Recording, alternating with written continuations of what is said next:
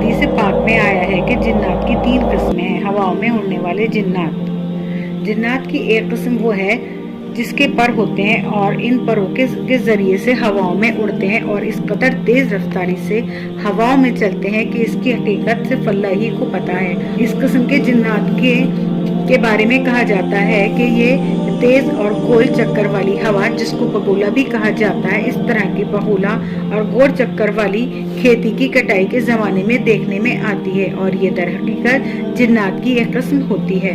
सांप, बिच्छू और दरिंदों की शक्ल के जिन्नात।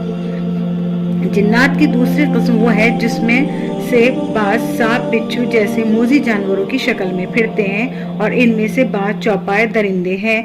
दरिंदों में से कुत्ते, भेड़िए और गीदड़ की शक्ल में जमीन में दिखाई देते हैं और एक रिवायत में है कि कुत्ते और सांप के जिक्र के साथ साथ कीड़े मकोड़े की शक्ल में भी जिन्नात जमीन पर पाए जाते हैं। जिन्नात की तीसरी किस्म वो है जो इंसानों की शक्ल में होती है और इसकी भी 2 किस्में हैं।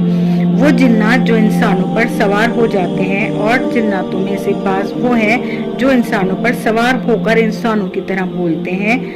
मुशाहिदा होता है कि बाज इंसान पर जिन सवार होता है, फिर वही जिन इसकी जबान में बोलता है। दूसरी तरह के वो जिन्नात हैं जो रुए जमीन में इंसानों की शक्ल में फिरते रहते हैं और सफर करते रहते हैं। इनमें से बाज वो जिन्नात हैं जो आम इंसानों की तरह आम इंसानों के कद में चलते फिरते हैं और कुछ ऐसे होते हैं जिनके कदमों कद वो कामत पहाड़ की तरह होते हैं, जो इंतहाई मजबूत और कद्दावर होते हैं और इनकी उम्र भी बहुत लंबी होती है। जिन्नात जिनका जिक्र हदीस की किताबों में कसरत से आया है।